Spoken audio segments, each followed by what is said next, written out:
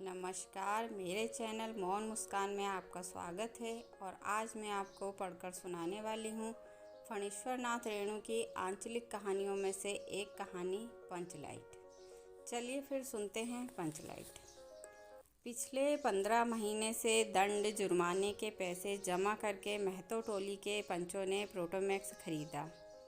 इस बार रामनवमी के मेले में गांव में सब मिलाकर 8 पंचायतें हैं।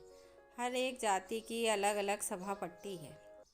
सभी पंचायतों में दरी, जाजिम, सतरंजी और प्रोटोमैक्स है। प्रोटोमैक्स जिसे गांव वाले पंचलाइट कहते हैं।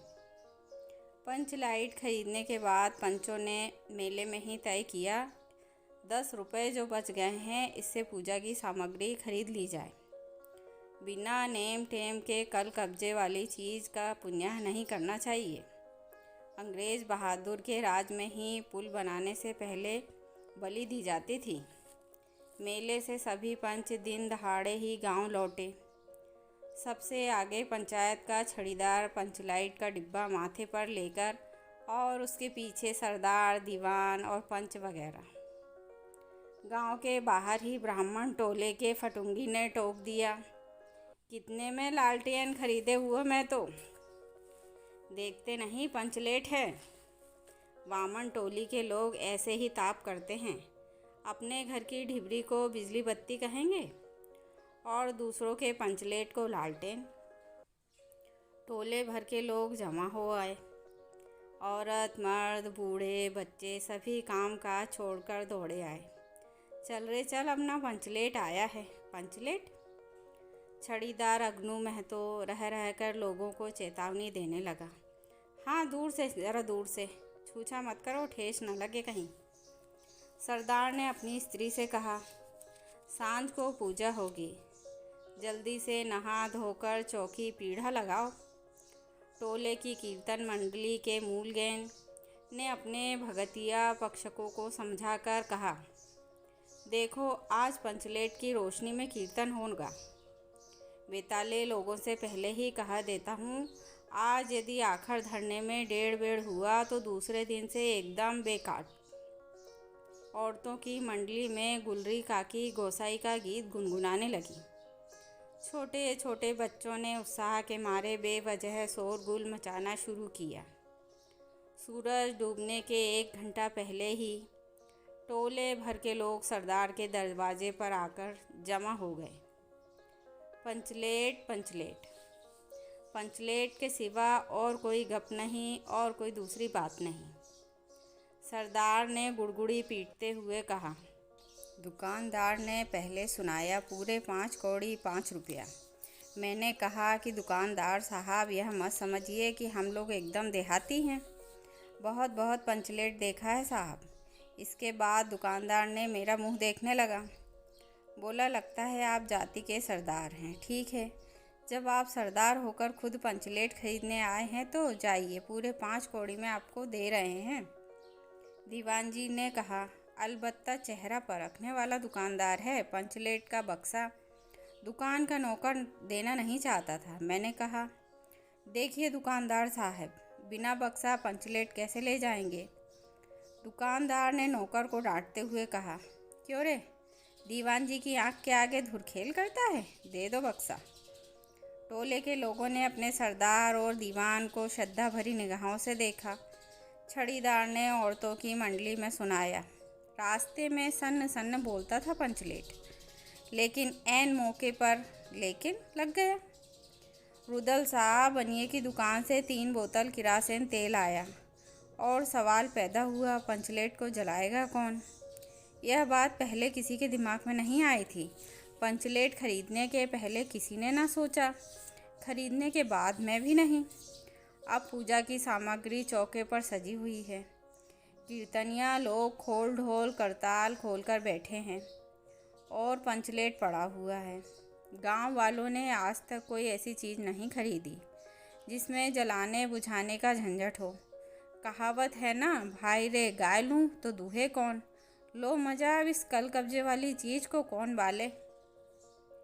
यह बात नहीं कि गांव भर में कोई पंचलेट बालने वाला नहीं है।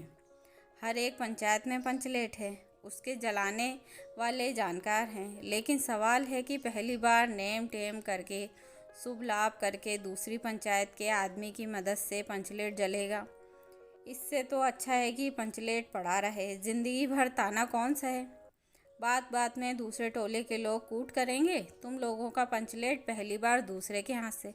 ना ना, पंचायत की इज्जत का सवाल है, दूसरे टोलों के लोगों से मत कहिए। चारों ओर उदासी छा गई, अंधेरा बढ़ने लगा। किसी ने अपने घर में आज डिबरी भी नहीं जलाई थी। आज पंचलेट के सामने डिबरी कौन बालता है। सब किए कराए पर पानी फिर रहा था। सरदार, दीवान और छड़ीदार के मुंह में बोली नहीं। पंचों के चेहरे उतर गए थे। किसी ने दबी हुई आवाज़ में कहा, कल कब्जे वाली चीज़ का नखरा बहुत बड़ा होता है। एक नौजवान ने आकर सूचना दी, राजपूत टोली के लोग हंसते हंसते पागल हो रहे हैं। कहते हैं कान पकड़कर पंचलेट के सामने 5 बार उठो बैठो, तुरंत जलने लगेगा। पंचों ने सुनकर मन ही मन कहा, भगवान ने हंसने का मौका दिया है, हंसेंगे नहीं। एक बूढ़े ने आकर खबर दी, रुदल साहब बनिया भारी बतंगड़ आदमी है, कह रहा है पंचलेट का पंपू जरा होशियारी से देना। गुलरी काकी की बेटी मुनरी के मुंह में बार बार एक बात आकर मन में लौट जाती है। वह कैसे बोले। वह जानती है कि गोधन पंचलेट बालना जानता है, लेकिन गोधन का तो हुक्का पानी बंद है पंचायत से। मुनरी की माँ ने पंचायत में फरियाद की थी कि गोधन रोज़ उसकी बेटी को देखकर सलम सलम वाला सलीमा का गीत गाता है, हम तुमसे मोहब्बत करके सलम। पंचों की निगाह पर गोधन बहुत दिन से चढ़ा हुआ था। दूसरे गांव से आकर बसा है गोधन, और अब तक टोले के पंचों को पान सुपारी खाने के लिए भी कुछ नहीं दिया। परवाह ही नहीं करता, बस पंचों को मौका मिला 10 रुपया जुर्माना, न देने से हुक्का पानी बंद। आज तक गोधन पंचायत से बाहर है, उसने कैसे कहा जाए। मुनरी उसका नाम कैसे ले, और उधर जाति का पानी उतर रहा है। मुनरी ने चालाकी से अपनी सहेली कनेली की कान में बात डाल दी। कनेली मुस्कुरा कर रह गई। गोधन तो बंद है। मुनरी बोली, तू कह तो सरदार से, गोधन जानता है पंचलेट बालना। कनेली बोली, कौन गोधना जानता है बालना, लेकिन सरदार ने दीवान की ओर देखा और दीवान ने पंचों की ओर। पंचों ने एकमत होकर हुक्का पानी बंद किया है। सलीमा का गीत गाकर आंख का इशारा मारने वाले गोधन से गांव भर के लोग नाराज़ थे। सरदार ने कहा, जाति की बंदिश क्या, जबकि जाति की इज्जत ही पानी में बही जा रही है। क्यों जी दीवान। दीवान ने कहा, ठीक है। पंचों ने भी एक स्वर में कहा, ठीक है, गोधन को खोल दिया जाए। सरदार ने छड़ीदार को भेजा। छड़ीदार वापस आकर बोला, गोधन आने को राजी नहीं हो रहा है, कहता है पंचों की क्या पड़ती थे, कोई कल कब्जा बिगड़ गया तो मुझे दंड जुर्माना भरना पड़ेगा। छड़ीदार ने रोनी सूरत बनाकर कहा, किसी तरह गोधन को राजी करवाइए, नहीं तो कल से गांव में मुंह दिखाना मुश्किल हो जाएगा। गुलरी काकी बोली, जरा मैं देखूं कह के। गुलरी काकी उठकर गोधन के झोपड़े की ओर गईं और गोधन को मना लाईं। सभी के चेहरे पर नई आशा की रोशनी चमकी। गोधन चुपचाप पंचलेट में तेल भरने लगा। सरदार की स्त्री ने पूजा की सामग्री के पास चक्कर काटती हुई बिल्ली को भगाया। कीर्तन मंडली का मूलगेन मूर्छल के बालों को संवारने लगा। गोधन ने पूछा, स्पिरिट कहाँ है? बिना स्पिरिट के कैसे जलेगा? लो मज़ा। अब यह दूसरा बखेड़ा खड़ा हुआ। सभी ने मन ही मन सरदार, दीवान और पंचों की बुद्धि पर अविश्वास प्रकट किया। बिना बूझे समझे काम करते हैं ये लोग। उपस्थित जन समूह में फिर मायूसी छा गई। लेकिन गोधन बड़ा होशियार लड़का है, बिना स्पिरिट के ही पंचलेट जलाएगा। थोड़ा गरी का तेल ला दो। मुनरी दौड़ कर गई और एक मलसी गरी का तेल ले आई। गोधन पंचलेट में पंप देने लगा।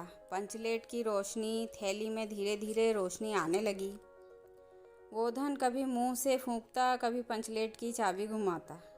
थोड़ी देर के बाद पंचलेट में सनसनाहट की आवाज़ निकलने लगी और रोशनी बढ़ती गई। लोगों के दिल का मैल दूर हो गया।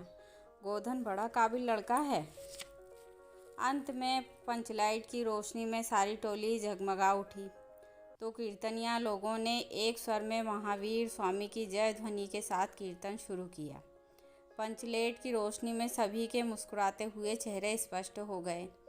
गोधन ने सबका दिल जीत लिया। मुन्नी ने हसरत भरी निगाह से गोधन की ओर देखा। आंखें चार हुई और आंखों ही आंखों में बातें हुईं।